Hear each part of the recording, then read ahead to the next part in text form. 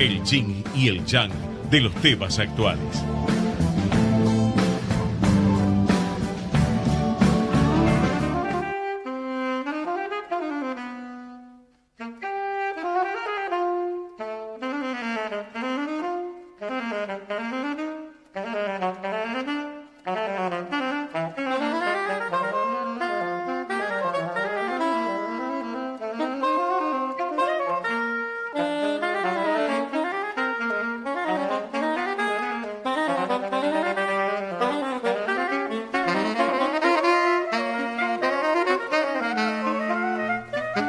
Gracias, Gerardo, buenas noches. Empezamos el programa agradeciéndole a Gerardo Subirana, nuestro operador de siempre, a Federico Politi en la producción. Empezamos con el pie izquierdo. ¿Qué pasó, Gerardo, que estás de tan buena onda hoy? Te veo distinto. Sí, vamos. Vamos. Bueno, después nos contás, después del programa. Programa 29 de Al Derecho y al Revés, por Ecomedios, AM 1220.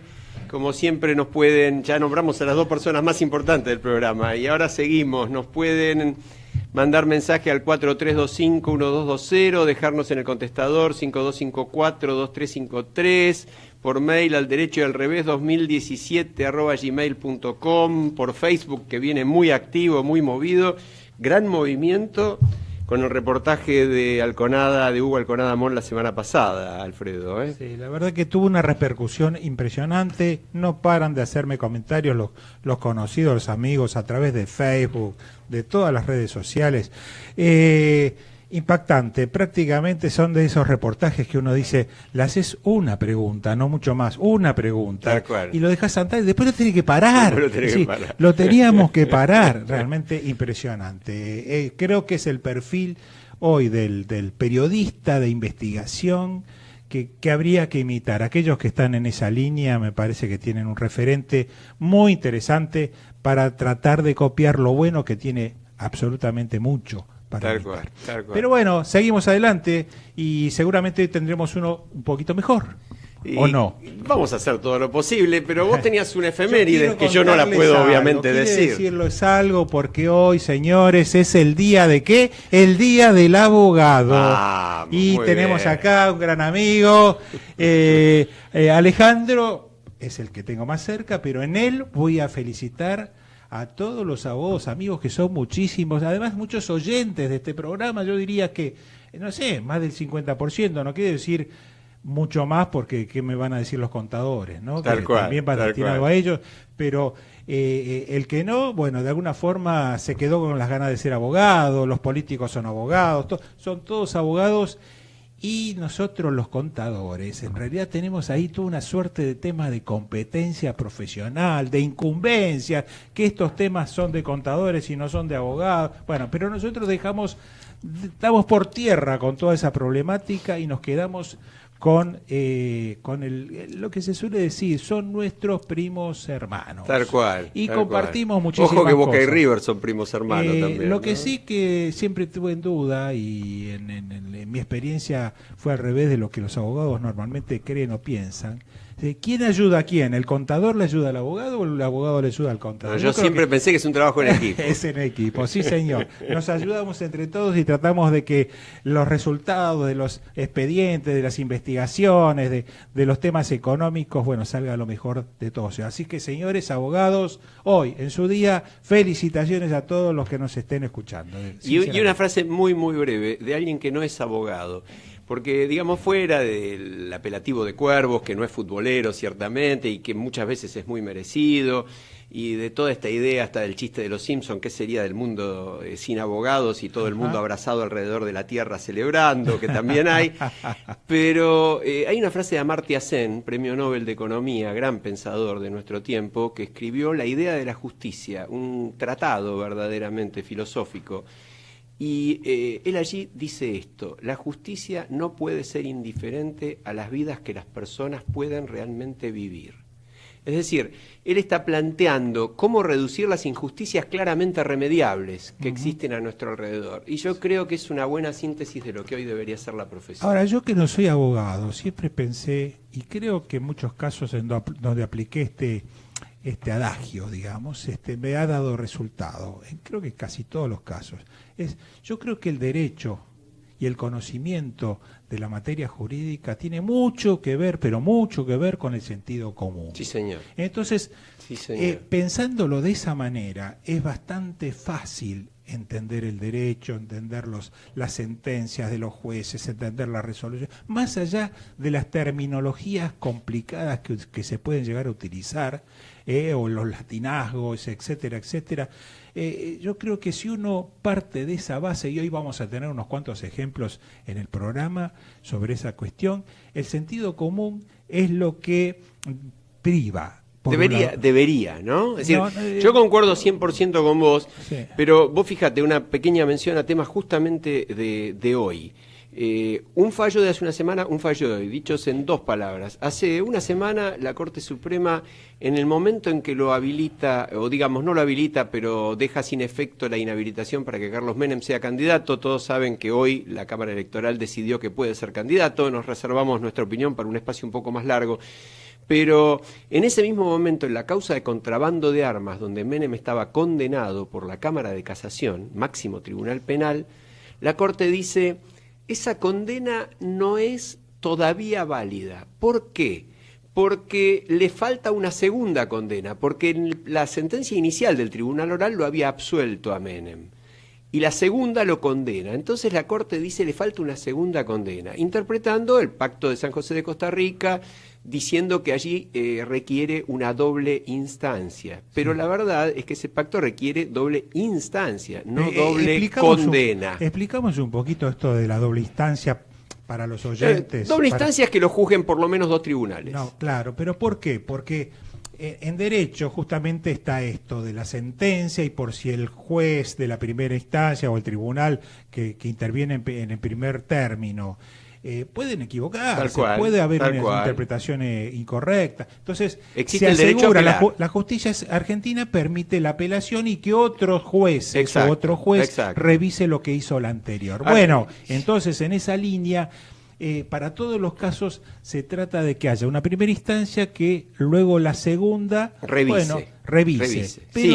Pero normalmente en la justicia argentina, si la segunda instancia no concuerda, es decir, si la primera fue absolución y la segunda es condena, y como está esto de la ley más benigna para el diputado... No, pero ahí no va la ley más benigna. Pero de alguna manera se le quita la posibilidad de defenderse a esa persona que de pronto se encontró con una segunda sentencia que lo condena, porque dice entonces yo no me pude defender frente a eso. Claro, lo que pasa es que eso que suena bien está fundado en algo que no dice lo que la Corte dijo, a mi criterio, es un tema para tratar en profundidad, pero no lo dice, y en un caso como el de Menem, esto se extiende, esa doctrina de la Corte se extiende hoy a un fallo de la Sala Cuarta de la Cámara de Casación que anula una condena por abuso sexual que la misma sala, con otra conformación de jueces, es decir, en ese momento la Sala Cuarta la integraban otros jueces que los de ahora, Borinsky y Hornos, que eran los que entonces la integraban, condenaron por abuso sexual al padrastro de la víctima que desde los 8 hasta los 15 años la estuvo violando. Terrible. Y ahora estos jueces dicen, no, la Corte dijo, no Borinsky y Hornos, los jueces actuales de esa sala dicen, la Corte dijo en el caso Menem que tiene que haber doble condena. Claro. Por lo tanto, vamos a juicio otra vez para dictar otra condena. Sí. Bueno, esto es lo que Infobae titula, un título también complicado, exceso de garantismo. Yo creo que nunca puede haber exceso de garantismo, porque las garantías son la base de nuestro orden jurídico. Sí. Pero aparentemente sí puede haberlo cuando se plantean cosas de este son tipo, estos fallos discutibles, porque más que nada cuando uno entra a analizar la naturaleza del delito o entra a analizar el perfil público conocido de los involucrados, como el caso de Menem, todos sabemos cómo ha venido actuando en los últimos años, que ha tenido una actuación muy poco interesante desde su función legislativa, que es la que debió haber cumplido, en donde ha negociado de alguna manera, entre comillas, negociado el cargo a cambio de algún tipo de prebendas o consideración especial, en donde acechado por causas penales, Menem ha ido aportando y distribuyendo su voto de senador, que es un voto importante, interesante y buscado, lo ha un poco hecho valer a cambio de figuritas, es decir,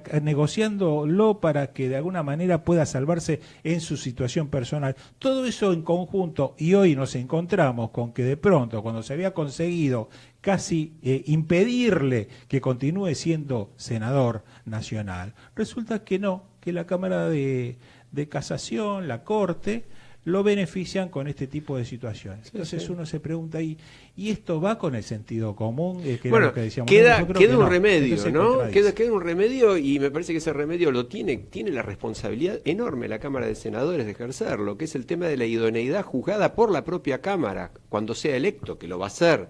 La Cámara, por el artículo 66 de la Constitución, puede excluirlo, como ya se excluyó a varios antes y como no se lo pudo excluir a Debido hace poco, en otra situación. Sí. Menem tiene condenas, como las tuvo Romero Félix cuando la justicia lo dejó afuera del Senado. Sí. Los senadores tendrán que tomar la responsabilidad de compartir asiento con quien cometió crímenes graves, según sentencias que no están todavía firmes, pero que sí son sentencias válidas, sí, siendo presidente. Pero Alejandro, ese es el podría ser, es lo que podría llegar a ocurrir. Ahora, ¿vos crees que va a ocurrir? ¿Que puede ocurrir? Y yo tengo mis enormes dudas, como claro, vos. A mí lo mismo, yo creo que esto no va a ocurrir por el perfil de la política, de los senadores, de quiénes son, sus pares, de cómo van a actuar, en fin. Bueno, Alfredo, y ahí va a venir en la segunda parte uno de los consultores más destacados de la Argentina, y una de las cosas que le vamos a preguntar es cuál es la imagen que la gente tiene de sus dirigentes políticos. Claro. Y esto es un poco consecuencia. Si la política no se sabe limpiar a sí misma, seguimos bailando en esto. No. Ahora, yo te cambio el tema porque esto lo trajiste vos y es muy interesante. Justamente hay un fallo provocador también, muy, muy profundo, de la Cámara de Seguridad Social, que integra el doctor Herrero, que estuvo con nosotros. Y Dorado, la sala segunda. Tal cual, y que bueno, que también llama la atención, pero esta vez a favor de un derecho social, de nuestros abuelos, de los jubilados, ¿no? Sí, así es. Se trata de el caso en el cual justamente se había cerrado la posibilidad de un reclamo de diferencias salariales, de haberes jubilatorios hace ya muchos años, bajo la existencia de un criterio viejo de la Corte que no permitía los ajustes de los haberes jubilatorios en ciertas situaciones cuando se trataba de suplementos remunerativos, ¿no es cierto? Entonces, esa vieja jurisprudencia de la Corte... Es decir, de sumas, perdóname la interrupción, para que la gente la entienda. Sí. Cuando a vos te pagan una adicional, que en realidad es una forma de darte un aumento que no te pueden dar por otra vía, exacto, pero que es parte de tu sueldo, ¿no? Claro, y después llegás a la hora de jubilarte y no te lo quieren considerar para la jubilación. Claro. Y entonces, en un caso puntual de un jubilado o un retirado, creo que se trata en este caso, pero para el caso es lo mismo, resulta ser que en su momento, bajo esta antigua o anterior criterio de la Corte, le había dicho, señor, usted no tiene posibilidad de reclamar que su haber jubilatorio tome en cuenta esas diferencias salariales. No puede ser. Eso fue bastantes años antes. Claro, después la Corte cambia su criterio, modificó ese temperamento y dijo, no, cuando hay suplementos o adicionales salariales, también todos ellos forman parte del haber jubilatorio, y cuando se le pague la jubilación o se calcule la jubilación de la persona que ya llegó a su edad correspondiente, hay que tomar en cuenta absolutamente todos sus ingresos. Lo que realmente ganaba. Sí, la totalidad. Bueno, entonces, ¿qué pasó? El problema es que una persona dijo, pero a mí años atrás me dijeron que no. Claro. Entonces yo resulta que me cuesta... Bueno, entonces esa persona plantea a través de su abogado su situación de nuevo, cuando ya la cuestión estaba, digamos, cerrada, concluida, y dentro de del léxico de los abogados se llama, ya había pasado como cosa juzgada. Exacto. Ya era cosa juzgada, y cosa juzgada del señor, esto terminó. Bueno, resulta que... Y ojo, es un principio correcto, necesario, claro, porque sí, si no hay que juzgar dos veces lo mismo. Es la seguridad jurídica. Es la seguridad jurídica, es un concepto correcto. Bueno, resulta ser que en este caso puntual que estamos refiriéndonos, que se llama, ¿cómo se llamaba este caso? Bueno, lo vamos a buscar el nombre. Resulta ser que la sala segunda... Abascal Carlos Alberto, exacto, contra Estado Nacional. Abascal Carlos Alberto, en ese caso ha dicho la sala segunda de la Cámara de la Seguridad Social, la Cámara Federal de la Seguridad Social, ha dicho no, teniendo en cuenta ciertas cuestiones y el temperamento modificado por parte de la Corte, vamos a dictar un nuevo fallo, una nueva resolución, y se dictó una nueva resolución que toma en cuenta e incorpora en el cálculo del haber jubilatorio esos suplementos o adicionales para establecer el valor de la jubilación. Eso es un poco el caso en sí. Y algunos de los argumentos que utiliza la Cámara es, por ejemplo, que se trata de un crédito alimentario, que dice la Cámara en una parte de una extensa sentencia, dice, la verdad es más fuerte que la certeza. La certeza tiene que ver con aquello de la cosa juzgada, ¿no? Pero la verdad es que ese valor calculado en favor de este jubilado estaba mal calculado, porque a la luz del nuevo criterio de la Corte falta allí también. Estaba mal, pero justamente lo más interesante me parece que es lo que planteaste de la cosa juzgada, ¿no? Sí, claro. Y en ese sentido la sentencia es jurídicamente muy provocadora. Fíjate lo que dice en una parte. Dice, la cosa juzgada es una creación. No está contenido en las leyes, es una aplicación muy necesaria, muy cierta, muy propia de los abogados. Pero ¿de dónde surge el tema de la cosa juzgada? Vos que sos abogado. No, la cosa... Ahí te pongo en un aprieto, a ver si... No, pero la cosa juzgada es un principio absolutamente universal del derecho. Pero ¿dónde está legislado? Es un principio que surge de la imposibilidad de juzgar dos veces el mismo hecho. Sí. Es así, no. El tema me parece que no pasa por la cosa juzgada. Que responda a mi pregunta. Siempre vas a encontrar abogados que respondan tu pregunta en el sentido que a vos te interese que la respondan, o en el opuesto. Ojo, yo estoy de acuerdo con vos que es necesario que las cosas juzgadas... Lo que pasa es que yo lo que te iba a agregar es, existe lo que se llama también la cosa juzgada irrita. Ese es otro tema. Y bueno, pero vamos, me parece, hubiera sido muy interesante, al final no pudimos hablar hoy con el doctor Herrero, que finalmente a último momento no pudo conversar con nosotros sobre esto. Yo creo que va en esa línea de pensamiento el fallo de la Sala Segunda. Claro. Va en el sentido, incluso creo que hasta lo dice expresamente. Sí, pero fíjate lo que dice. Entre el derecho social de alguien que trabajó toda su vida y que queda perjudicado por un artilugio procesal, que además en este caso no se trata de una cosa juzgada, digamos, de un juicio penal donde alguien fue absuelto, claro, o de una sentencia que mandó entregar dinero que ya se pagó. Acá se trata de un derecho que se le restringió al jubilado, derecho constitucional, indudablemente, y que a posteriori la jurisprudencia de la propia Corte Suprema dice, no, esto debió haberse hecho de otra manera. Entonces va a la Cámara y revisa el fallo. Ahora, abre perspectivas de revisión de muchos casos. Mira, yo me disculpo porque yo no soy abogado, pero estoy repitiendo algunos párrafos de la sentencia que dictaron los dos jueces. Y en una parte dice, la cosa juzgada no es un requisito de la sentencia. Y si no lo es, podría cambiarse, ¿no? De esto lo agrego yo. También dicen que la cosa juzgada debe ceder en ciertas situaciones, por ejemplo en esta, ¿no?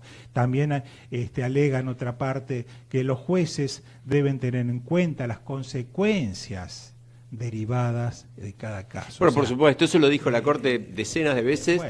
Los jueces tienen que pensar en las consecuencias de sus fallos, no solamente desde el punto de vista individual, así que es un fallo que va a hacer ruido, ¿eh? Sí, es un fallo que va a hacer ruido.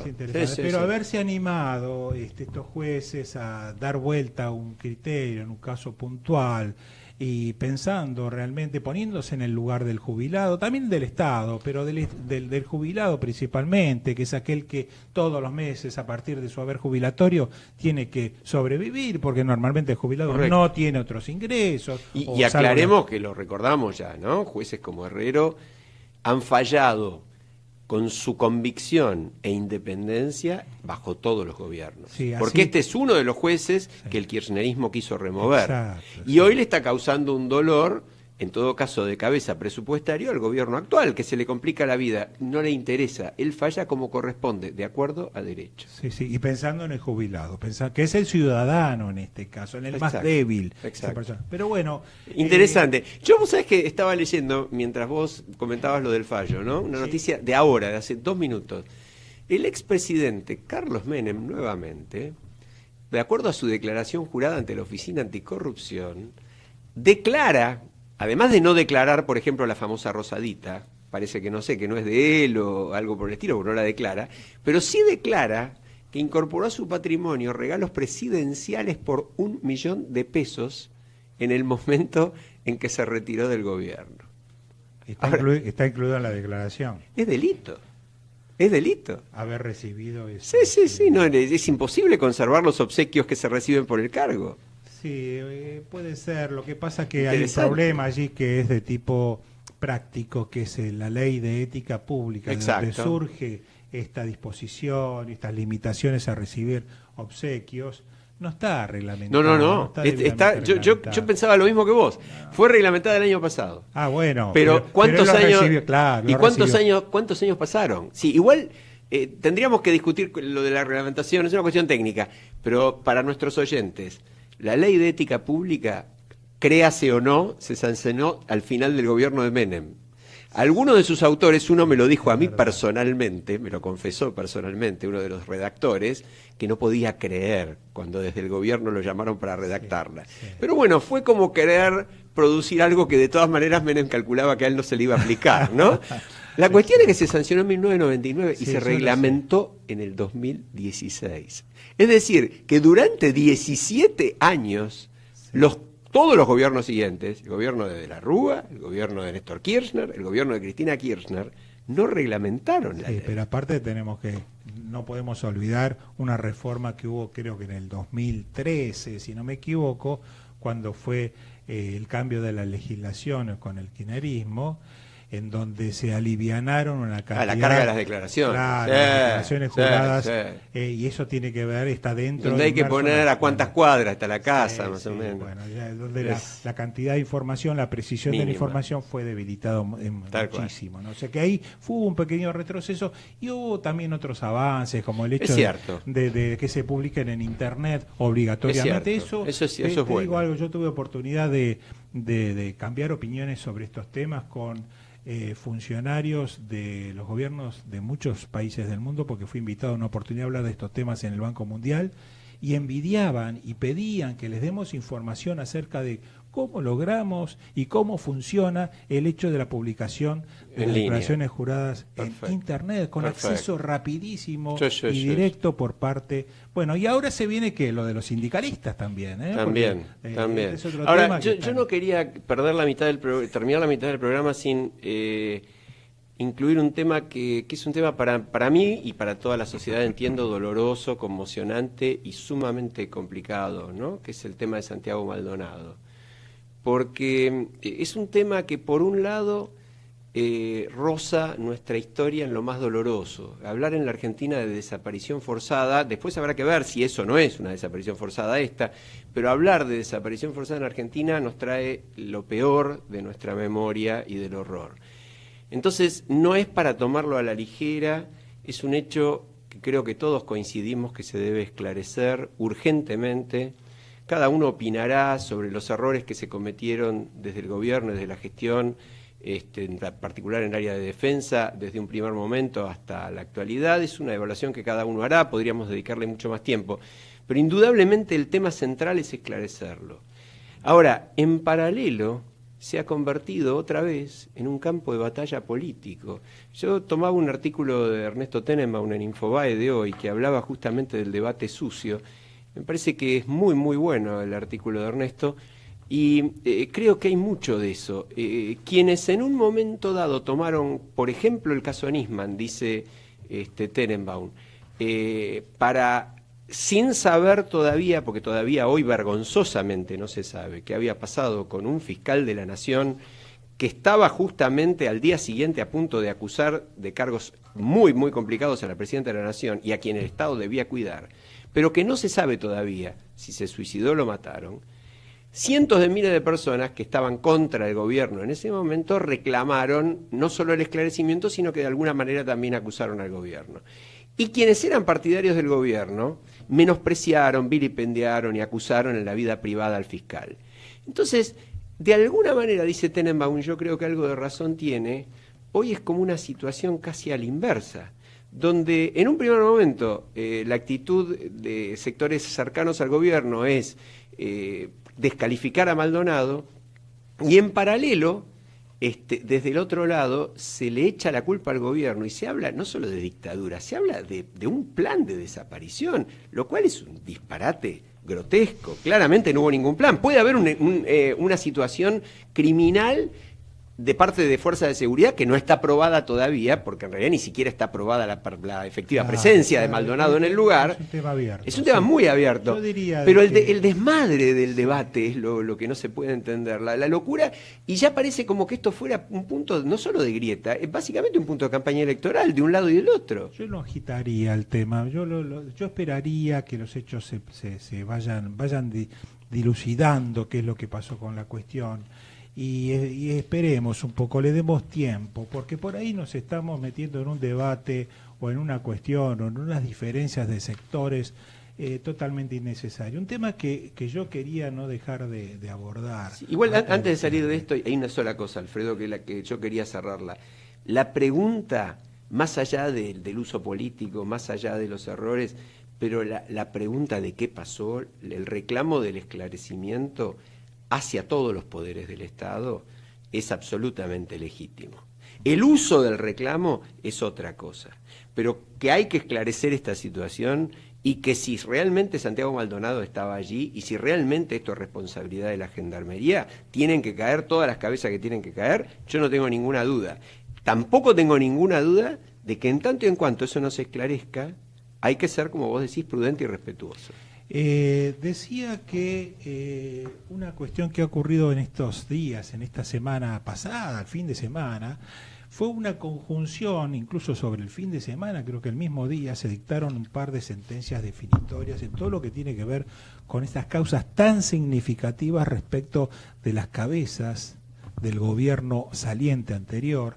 Y me refiero a por lo menos 2 o 3 causas que ahora están teniendo un curso, digamos, mucho más claro y menos enredado de lo que era antes.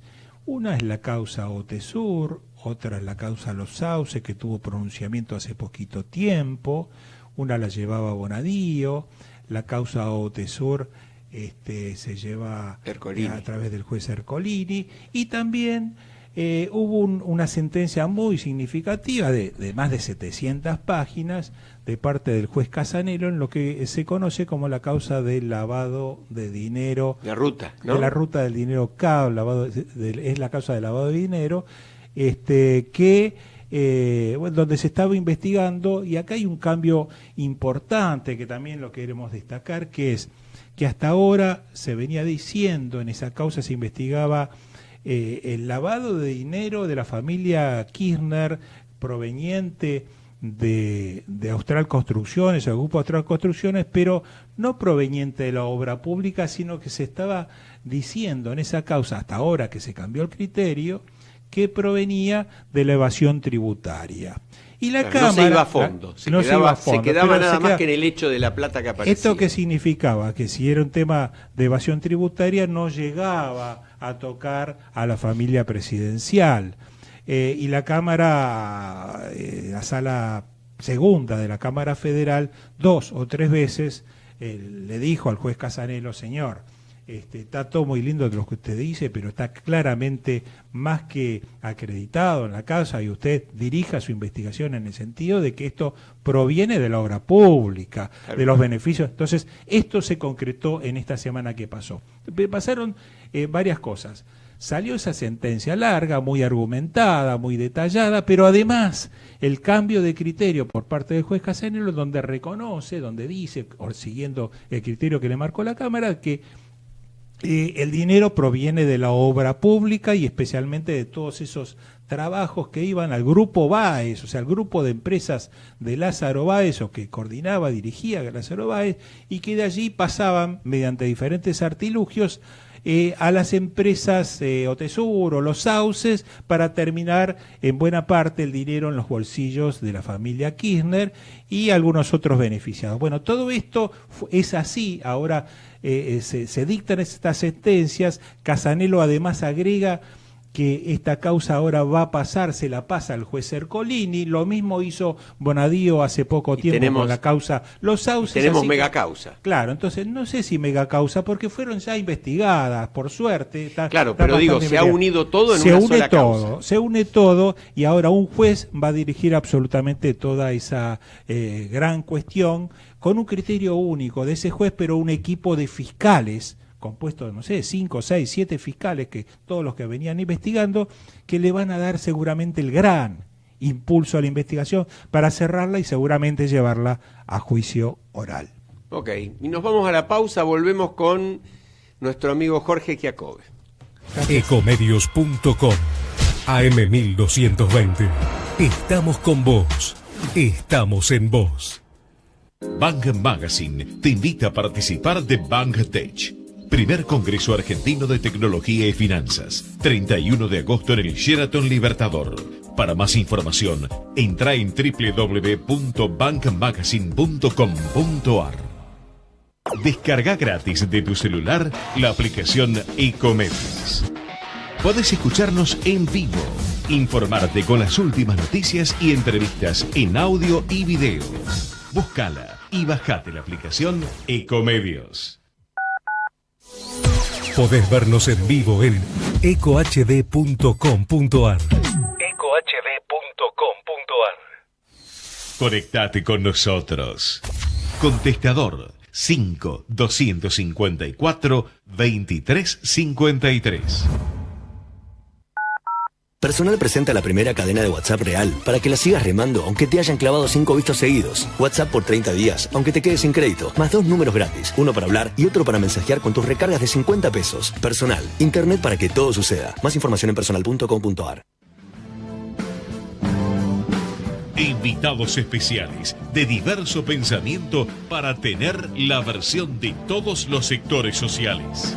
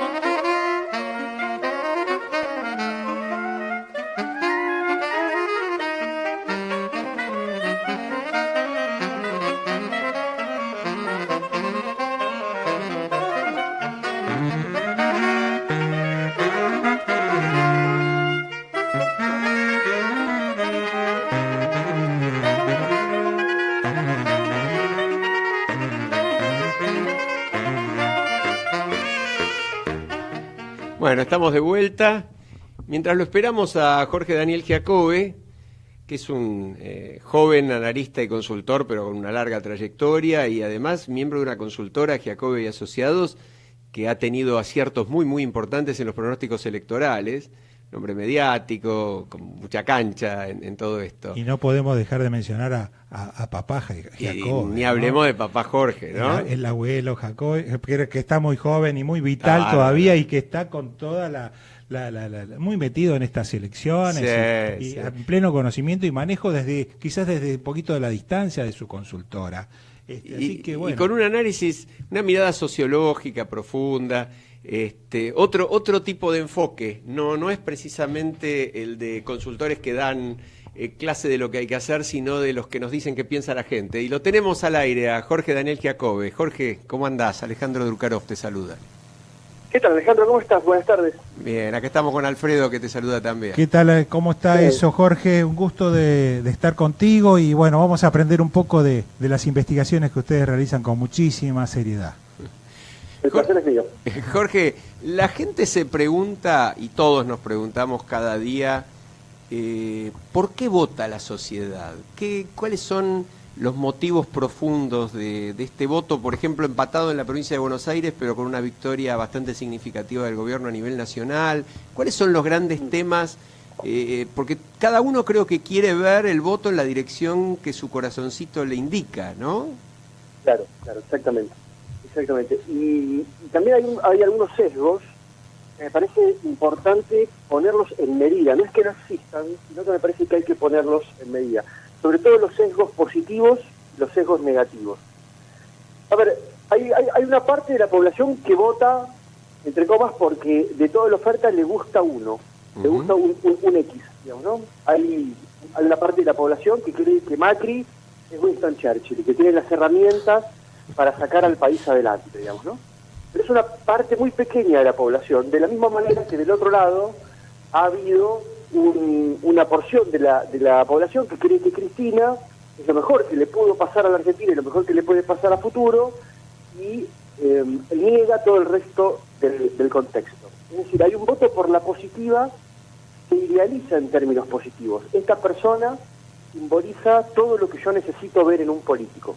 Perfecto. Cuando una persona idealiza, cuando los seres humanos idealizamos a una pareja, a un amigo, incluso a un objeto, a una marca, los hombres a un auto, las mujeres a una cartera, lo que estamos haciendo es depositar en el objeto aquellas cosas que necesitamos ver. Y esto es bien importante para la construcción de las relaciones simbólicas políticas, porque no estamos viendo la realidad, estamos viendo lo que queremos ver. Estamos viendo lo que queremos ver, yo decía, en términos positivos o en términos negativos. Cuando uno se pone a salir con una pareja, los primeros 6 meses son maravillosos. Ella es fantástica, no hay ningún problema, nuestra suegra es maravillosa, los hermanos de ella son maravillosos. Todo lo ve con buena cara. Claro, a los 6 meses uno empieza a ver un poco la realidad, al año ya tenés la realidad de frente y ves cómo la administrás. Y qué haces con la decisión que tomaste antes. Eso es claramente un proceso de idealización. Muy bien. Entonces, hay una parte de la sociedad que necesita idealizar a sus políticos en términos positivos. Hay otra parte de la sociedad argentina que idealiza a los políticos en términos negativos. Y desde ese lugar construye el voto. Yo insisto que en este momento de la Argentina, una gran parte de lo que se está decidiendo desde el miedo. Ajá. Y desde el miedo, el miedo es un gran inhibidor de las conductas humanas, pero también es un gran detonador de conductas, de otras conductas. Uno tiene miedo, va a generar conducta y va a tomar decisiones en función de ese miedo que está sintiendo, sea racional o sea irracional. Por lo general, la mayor parte de los miedos, en términos irracionales, ¿no? En términos bien marcados hacia lo emocional. Entonces, hay una parte de la sociedad argentina que cree que Macri es la suma de todos sus miedos. Que las intenciones del hombre son vender toda la Argentina y entregarla de rodillas a la embajada de los Estados Unidos. Y del otro lado, hay también una parte del público para el cual Cristina es la suma de todos sus miedos, y la suma de todos los males. Y cree que vinieron a hacer todo mal y que nada de lo que hicieron es calificable en términos positivos y que todos han sido de la misma banda de forajidos, digamos. Es decir, ahora, ahí perdóname la interrupción, porque me estás dejando en una desazón más profunda que la que habitualmente tengo. Algunos votan por una identificación fuerte. Un porcentaje bastante importante en realidad vota por la negativa, por el miedo. ¿No hay nadie que vote con más racionalidad y pensando, por ejemplo, necesitamos un cambio, bueno, yo diría en materia de corrupción, en materia de condiciones de vida de los sectores más excluidos, en materia, no sé, de mejores condiciones para que las empresas puedan invertir, qué sé yo, cualquiera de los temas? ¿Es un porcentaje muy chico el de la gente que vota más racionalmente? Sí, es un porcentaje muy chico. Es un porcentaje muy chico. Voy a hacer un apunte que no va a ir en contra de tu desazón, pero que sí va a tratar de ponerlo en medida en términos científicos. Todos los últimos avances de las neurociencias explican que los seres humanos tomamos el 80% de nuestras decisiones en términos emocionales. Correcto, es así. Es mentira que las tomamos en términos racionales. Y lo que hacemos es generar los argumentos, buscar y generar los argumentos para justificar las decisiones que tomamos emocionalmente, pero que en realidad son emocionales. Claro. Entonces, pasa con los consumos de auto, con los consumos de productos, con la elección de amigos, de parejas, insisto en estos temas, y también sucede con el consumo de la política. Entonces, no es que los argentinos seamos, entre comillas, lo voy a decir poco elegantemente, tontos, sino que los seres humanos somos más emocionales que racionales. Jorge, te cambio un poco el foco y te llevo a algunos trabajos hechos por la consultora de ustedes, que son absolutamente referencia para los medios, y en este caso nosotros estuvimos consultándolo también, analizándolo, pero hicimos el análisis de lo que ustedes denominan los más honestos, ¿sí? Claro. La última encuesta, que no sé de qué mes es exactamente, pero debe tener poco tiempo. Julio de este año. Julio de este año. O sea que es bastante fresca. Que es un trabajo que hacen todos los años. Claro, ese trabajo yo por lo menos en el trabajo que ustedes publican ahora en julio de este año, lo que estoy viendo que desde el 2012 hay datos publicados ahora, no sé si antes también lo tenían, pero es muy interesante cómo esto va evolucionando. Pero si uno mira la columna amarilla, que sería una especie de, no sé si un promedio o un resumen o el último resultado de esos más honestos, aparecen nombres y un orden, digamos, un ordenamiento de quién está más arriba y cómo siguen los primeros puestos de ese ranking. Y aparecen, yo tomé algunos, ¿no es cierto? Salteé, por ejemplo, a los próceres, porque algunos ponen, qué sé yo, a Belgrano, etcétera, etcétera. Resulta que yo tomo, excluyendo a ellos, a los políticos que ahora están en danza en nuestro país y están actuando, y que de alguna manera la opinión pública seguramente los está teniendo en cuenta al momento de votar. Y quiero hacer algún comentario o tratar de obtener algún comentario de tu parte sobre algunos casos puntuales. En esta lista que yo armé aparece en primer lugar Carrió, Vidal, luego Ocaña, Macri, le sigue Stolbizer, luego viene Cristina Fernández de Kirchner, entre los más honestos, el Papa Francisco después de Cristina, Campagnoli después de ellos dos. Y ahí me paro, ¿no? Y ahí me paro. Y uno dice, ya, qué cosa, dice, ¿no? ¿Quién hizo la encuesta y se equivocó tanto? No, yo creo en los Giacobbe, estoy seguro que ellos tomaron la encuesta y así como la obtuvieron, la reflejaron en su resumen final, que es ¿no es cierto?, que estamos analizando. Sí. Pero quiero preguntarle algún caso puntual, y si lo podemos analizar de esa forma puntual. En tercer lugar, bueno, Carrió y Vidal, creo que, bueno, yo las dejaría por momento de lado, pero el caso de Ocaña me interesa mucho, porque Ocaña se produjo un fenómeno con las PASO, en donde ella ha crecido, incluso ha tenido más votos, ha reunido más votos que creo que la propia Vidal en las últimas PASO. Eso me lo podrás decir. ¿Tenés algún comentario respecto al fenómeno Ocaña?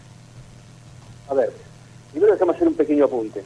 El ranking de honestos, lo hacemos como bien indicaban ustedes desde el año 2012, desde hace 20 años hacemos un ranking muy parecido a ese a final de año, que es el ranking de influyentes. En uno le preguntamos a la gente quiénes son las personas más honestas, en el otro quiénes son las personas más influyentes, y hasta estos últimos años ha sido muy interesante ver cómo los influyentes eran unos, era el poder real, y cómo los honestos eran otros, completamente diferentes. Hasta estos últimos 2 años, te diría, los políticos de la actualidad, digamos, que todavía están en carrera, no estaban en el ranking de honestos. Y esto me parece que marca un poco cuál es el espíritu del tiempo, porque el objeto del estudio no es mensurar quién más y quién menos, sino provocar esta discusión. Están así, lo que relataban recién, digamos, de que nosotros volcamos crudos los datos que nos vienen de las encuestas que hacemos, que esto no conforma a nadie, todo el mundo tiene algo de que quejarse, ¿no? Sí. Los que son Cambiemos se quejan de que está Cristina entre los 100 primeros y que está Máximo Kirchner entre los 100 primeros, y los que son kirchneristas se quejan de que Vidal está muy arriba y de que Macri está más arriba que Cristina, sí, digamos, ¿no? Vos querés decir que entonces, por allí no hay una explicación racional, sino que... No, lo que quiero decir es que este ranking incomoda a todo el mundo, y eso a mí como investigador me encanta. Claro. A mí, digo, me llega una parva de mensajes puteándome, ¿no? Digo, esto no es como para conformar a nadie. Pero digo, lo importante es entender y tenemos que discutir sobre honestidad. Ese ranking es tan loco, aparece el Mahatma Gandhi y aparece Susana Jiménez, yo no te puedo explicar por qué, pero sí me quedan un montón de preguntas, y entonces me pregunto, para los argentinos, ¿qué es la honestidad? Claro, para los argentinos la honestidad es una persona que no roba, la honestidad es una persona que vive consecuentemente con sus ideas. Por ejemplo, el Che Guevara, te guste o no te guste, pero era consecuente con sus ideas, al enemigo hay que matarlo, se acabó en función de la revolución. O la honestidad es una persona que habla sin filtro, y entonces ahí se justifica que esté Susana Jiménez en un ranking de honestidad. Claro. Claro. Entonces, ¿qué está claro? Está claro que los argentinos no tenemos una sola noción de honestidad.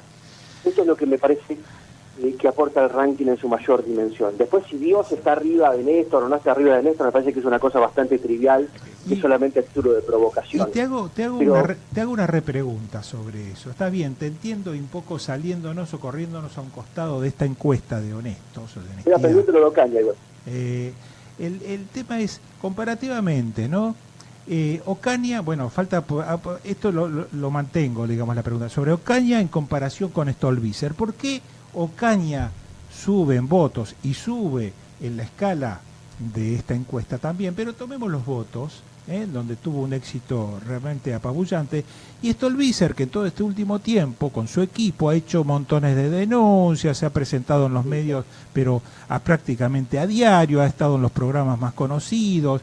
Yo creo que la gente le identifica con una adalid del combate de la corrupción, etcétera, etcétera, y resulta que el resultado de las votaciones no la acompañó, a todo lo contrario, ha sido, no sé si se puede llamar fracaso, pero no ha sido lo esperado ni siquiera ni por ellos, ¿no?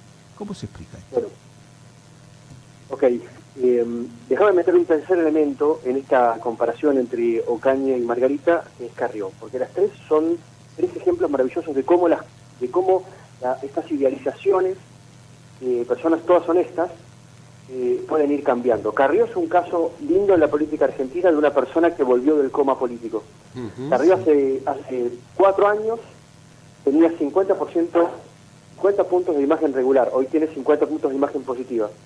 Ella se convirtió de una loca a una loca que tenía razón. Ahora, déjame que agregue un dato más, de Carrió, porque vos dijiste que los políticos prácticamente no aparecían en esta encuesta de los más honestos. Sin embargo, en la que ustedes publican, Carrió aparece en el lugar 27 en el 2012, en el lugar 11 en el 2013, lugar 13 en el 2014, lugar 11 en el 2015, ya con la aparición de Cambiemos, y en el 2016 en el segundo lugar. El promedio, no sé cómo lo obtienen, obtuvo la cantidad de 1.625 votos, que fue la más votada, y ahora aparece encabezando la lista de los más honestos. O sea, allí hay... Claro, eso demuestra... Sí, el advenimiento de las figuras políticas que están en carrera en ese ranking demuestra que la discusión por la honestidad y la discusión por la política se están fusionando. Ahí lo va a dejar. Ahí te estamos perdiendo, Jorge. Hola. A ver, ahora sí. Ahora sí. Bueno, yo decía, el advenimiento de los nombres de personas que están en carrera política en este ranking de estos últimos años, a mi criterio, demuestra que las discusiones de política, de votaciones, de honestidad se están empezando a fusionar. Es decir, que la gente está demandando mayor nivel de honestidad. Y a veces de honestidad donde no la hay, pero que lo está considerando. ¿Ok? Bueno, Carrió cambió 50 de regular por 50 de positiva. ¿Saben por qué? Porque Carrió, cuando empezó a denunciar al kirchnerismo, la gente tenía idealizada a Cristina. 54% de los votos, la gente creía que Cristina estaba en capacidad de llevarnos al paraíso, entonces vino Carrió a destruir esa idea. Entonces, ¿uno qué hace?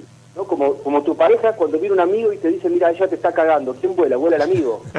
Claro, es cierto, ¿no? Así es. Bueno, así es. Muy bien. En ese momento voló Carrió. Sí. Ahora, después, cuando apareció la... Cambiemos. La crisis, claro, la crisis económica, la gente le soltó la mano a Cristina, entonces empezó a ver la realidad y Carrió resulta que tenía razón. Ajá. Ella denunció sueños compartidos y nadie le dio bola, Claro. y ella denunció Chicone después y la gente sí le dio bola. Claro. Margarita Stolbizer, el problema de Margarita Stolbizer tiene nombre y apellido, y es Sergio Massa. Margarita Stolbizer tenía, hasta su alianza con Sergio Massa, más imagen positiva que Macri. Mirá vos. Se encaminaba a hacer una elección maravillosa para una legislativa. Porque ella es una candidata maravillosa para una legislativa. La gente eligió un mal socio.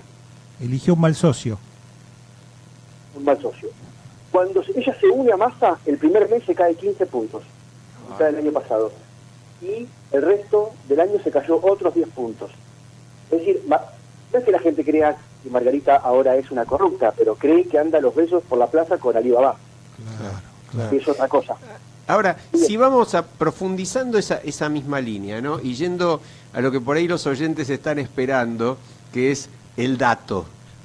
no porque quieran jugar en la próxima carrera, sino porque quieren saber qué va a pasar. Ustedes se han acercado sorprendentemente a muchos resultados, particularmente en el 2015, por lo que yo me acuerdo, y yo te escuché decir a vos en una reunión de amigos también ayer que los resultados finales de este empate de las PASO dan más o menos lo mismo que lo que ustedes les daban hace bastantes meses. Sí, decime. 13 días antes de la elección, nuestra última medición daba 0,6 arriba para Esteban Bullrich, y los resultados finales son 0,2 arriba para Cristina, ¿no? Sí, es decir, dentro del margen, perfectamente dentro del margen de error. Ahora, ¿cómo ves vos? Porque yo también veo que hay un fenómeno del cual sería largo hablar, obviamente, que es la polarización, que también tiene bastante que ver con las decisiones finales, y seguramente tendrá mucho más que ver en esto que prácticamente es un balotaje. En la categoría de senador en la provincia de Buenos Aires, la elección va a terminar siendo una especie de segunda vuelta de las PASO, donde nadie va a querer, o la mayoría no va a querer, perder su voto porque sabe que hay solamente 2 en condiciones de ganar. ¿Cómo puede jugar en la perspectiva de ustedes esto? Porque mirado así de afuera, con frialdad y sin estar demasiado comprometido desde un punto de vista partidario, a mí me genera una enorme duda ese 15% de Massa y aún el propio 6% de Randazzo. ¿Ustedes cómo piensan que pinta, digamos, la mano del truco para la segunda? Sí, voy a hacer primero un comentario científico y después un comentario de diferencia personal. Okay. El comentario científico es que en este momento estamos midiendo, así que veremos cómo evolucionan esos datos. Ahora te digo lo que yo espero en términos personales, que después lo puedo corroborar o no. Yo creo que la gente que está votando a Massa, que está votando a Randazzo, es la misma gente que en el 2015 no quería votar ni por Macri ni por Scioli. Es decir, es gente que no quiere, es gente que considera que no tiene sentido elegir entre Frankenstein y el hombre lobo. No se quiere meter en esta pelea, le da asco esta pelea. Entonces trata de fugarse. En la segunda vuelta del 15, por supuesto que no pudo fugarse porque había solamente 2 opciones, claro. Pero en las PASO y en las generales del 15 pudo fugarse. Y era 30% de la población. Yo no creo que, por lo menos no espero que baje mucho ni Massa ni Randazzo. Me parece que esta elección la van a definir 2 públicos muy pequeñitos, pero con diferencias tan ajustadas, son muy importantes. Primero, los 4 puntos de personas que ya no tienen su boleta en las generales porque sus candidatos no rompieron el piso, pasaron al 1,5 como para poder volver a competir. Esos son 4 puntos casi. De ese dato no habla nadie, Te digo, interesante, claro, muy bueno. Es forzoso, pero no es algo que uno escuche en los comentarios. Muy buen dato. Claro. Y este otro, que me parece más interesante todavía, que falta 3 puntos del padrón ir a votar, que no fueron en la PASO. La provincia de Buenos Aires votó el 77% cuando sabemos que van a ir a votar el 80%. Ajá. Ese 3% sabemos que tiene una leve tendencia a votar hacia el gobierno, no porque le guste Bullrich, ni porque tampoco le guste Ocaña, es porque valoran a María Eugenia Vidal. Si María Eugenia Vidal logra decirle a esa gente, muchachos, tampoco lo valora a Macri ni valoran la gestión de Macri, solamente valoran a Vidal. Si ella logra decirles a esa gente, miren muchachos, yo sé que Macri los está haciendo sufrir, sé que vamos un año de 40% de inflación y otro segundo año de 25% de inflación, que Papá Noel no vino el año pasado, no viene este año, no va a venir el año que viene. La cosa se pone dura y que estamos buscando el agujero de la pata, pero todavía no se lo encontramos. Pero además yo no estoy en ninguna boleta, pero votenme a mí, mi candidato está. Si ella logra convencer a la gente de esto, entonces se va a llevar esos 3 puntos, que van a marcar la diferencia. Jorge, sí, termina. Acuérdense que en el 15 el ausentismo jugó un papel vital. En la PASO no es que faltaron 3 puntos, faltaron 6 puntos del padrón. Hay gente que no fue a votar porque hubo un feriado largo y porque hubo inundaciones y porque ya a la gente le parecía que las PASO no tenían ningún sentido en aquel momento, ¿no? Ahora más todavía. Cuando ese 6% del padrón entre la PASO y la general fue a votar, Scioli creció 80.000 votos en todo el país y Macri creció 1.600.000 votos. 80.000 contra 1.600.000. Es decir, los 6 puntos eran 6 puntos de Macri. Hay gente que es más desapasionada, es decir, no es el kirchnerista ni el peronista que va a votar, es una vuelta, 2 vueltas, 3 vueltas, 5 vueltas, va a votar con pasión, sino que es gente mucho más desapasionada, que cree que la PASO no tiene ningún sentido, que es un esfuerzo al cohete, pero que cuando se siente obligada a ir a votar, en la general va a ir a votar. Jorge, te cambio un poco el el enfoque, y esta es una pregunta quizás no tan ligada a números, pero me interesa, tengo curiosidad sobre esto, que se está hablando bastante poco en los medios. Hace poquitos días, en esos viajes de descanso que hace el presidente Mauricio Macri, allí a Villa Langostura, donde normalmente se ha venido reuniendo en forma casual, diría yo, o no tan casual, con su amigo Nicolás Caputo, y donde yo creo que se deciden cosas muy importantes en esos encuentros. En este año, o en esta oportunidad, casualmente se sumaron a esas reuniones a la gobernadora Vidal. Un poco, en muy poquitas palabras, ¿tenés alguna opinión formada sobre eso? ¿Cómo crees que...?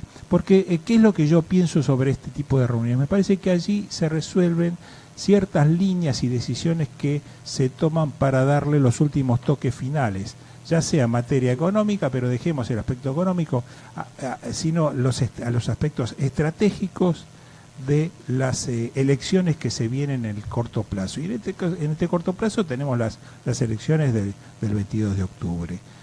¿Qué crees que se puede estar elucubrando allí y en particular en la última reunión? Y esto para cerrar nuestra entrevista, porque ya no están por sacar del aire. Están elucubrando probablemente quién va a ser el candidato a presidente por Cambiemos en el 2019. Muy bien. Muy bien. Eso es un consultor político de lujo, ¿ves? Ahí está. Cortito, hay dos escenarios. Macri reelige, entonces María Eugenia tiene que ser gobernadora de vuelta, y los dos se comen 8 años de gestión y es un desgaste enorme, o rotan y tratan de hacer gestiones cortas y buenas al estilo James Dean, pero con el final cambiado, ¿no? ¿Y qué dice tu olfato? Lo mejor sería que ellos roten.